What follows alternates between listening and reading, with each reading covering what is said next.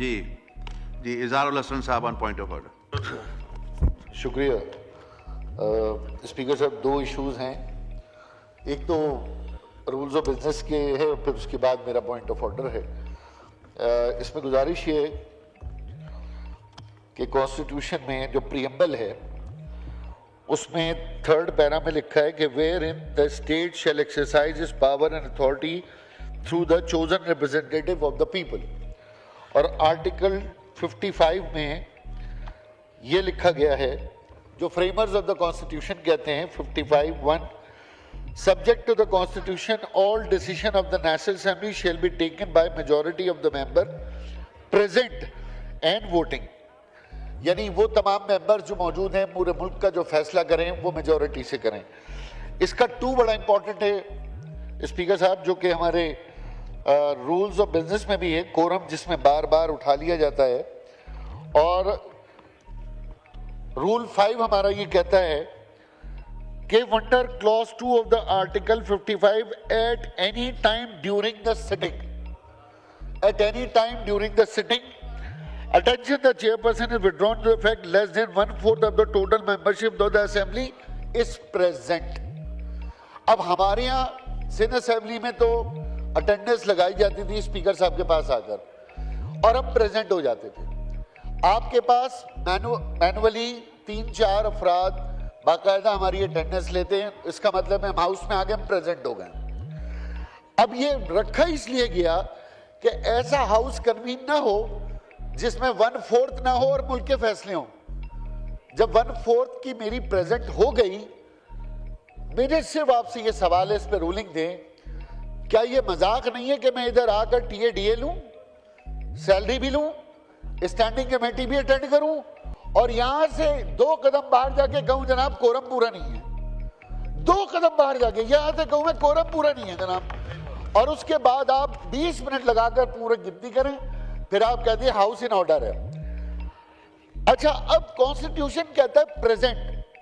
اب پریزنٹ کی ڈیفینیشن تو آپ بتائیں گے کہ میں اس وقت یہاں موجود ہوں, میری اٹینڈنس لگ گئی, میرا ٹی اے ڈی اے ہو گیا, میری سیلری ہو گئی, اب میں وہاں باہر چلا جاؤں اور میں کہوں تو اب ایک اور آخری بات یہ کہ میں نے اگر کورم غلط پوائنٹ آؤٹ کیا, ایوان کا وقت ضائع کیا 15-20 منٹ, تو پھر اس کے لیے کیا ہوگا؟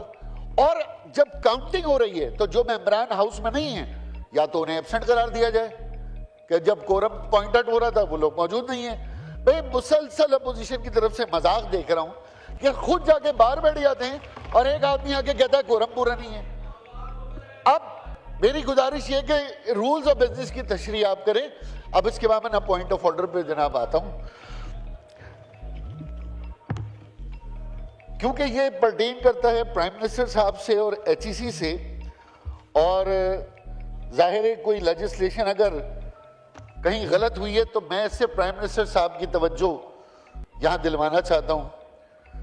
ایک ایسا بل سندھ اسمبلی سے پاس ہوا ہے جو کہ آئین کی خلاف ورزی ہے, پرائم منسٹر کی اس میں بریچ آف پریولیج بھی ہے, اور H C higher education commission جو ہمارا اتنا معتبر ادارہ ہے اسے بھی براہ راست نشانہ بنایا گیا. اور پورے صوبے میں یونیورسٹی آف سندھ کے پروفیسرز, اسی طریقے سے university of Karachi, N D university, اور اسی طریقے سے جام شورو, سارے پروفیسر سراپا احتجاج ہیں. اور قانون سازی یہ ہوئی ہے اسپیکر صاحب کہ 20 گریڈ 21 گریڈ کا کوئی بھی آفیسر وائس چانسلر لگ جائے گا, اور اس میں پروویژن جو دیا ہے وہ پروویژن ابھی میری بہن بتا رہی ہیں, اس میں لکھا ہے سلیم ہو سکتا ہے, کلیم ہو سکتا ہے, جمیل ہو سکتا ہے, تینوں میں سے, اور میرا آدمی ہے کلیم, تو ہر دفعہ میں کلیم کو سلیکٹ کروں گا, نہ سلیم کو سلیکٹ کروں گا نہ جمیل کو سلیکٹ کروں گا. یہ پروویژن ہے, یہ قانون سازی, یہ تو ایک دم مذاق ہے. تو میں آپ کے سامنے یہ بتانا چاہتا ہوں کہ یہ جو بل ہے یہ پورے صوبے کے جامعات کے vice chancellors, professors, scholars, P H D, یہ ان کی توہین ہے. سندھ اسمبلی نے اس کو پاس کیا ہے, یہ پرائم منسٹر کی بھی توہین ہے. اور آخر میں صرف یہ ایک گزارش کرتا چلوں اسی بات کے حساب سے کہ ایجوکیشن मैट्रिक का पर्चा हमारे यहाँ लीक हो इजाज जाता है। साहब पॉइंट ऑफ ऑर्डर पे अब और सर, लोगों ने मैं बोलना है, इतनी इस- लंबी तकरीर तो नहीं हो सकती, वाइंड अप करें प्लीज। सर मैं इसीलिए कह रहा हूं कि प्रोविंस से फेडरल गवर्नमेंट की लेजिस्लेशन को हिट किया है। फेडरल गवर्नमेंट ने प्राइम मिनिस्टर साहब जो कि एचईसी के चेयरपर्सन उनको हिट किया है, तो इसीलिए मैंने यहाँ पे हाईलाइट किया। शुक्रिया, आपका पॉइंट आ गया।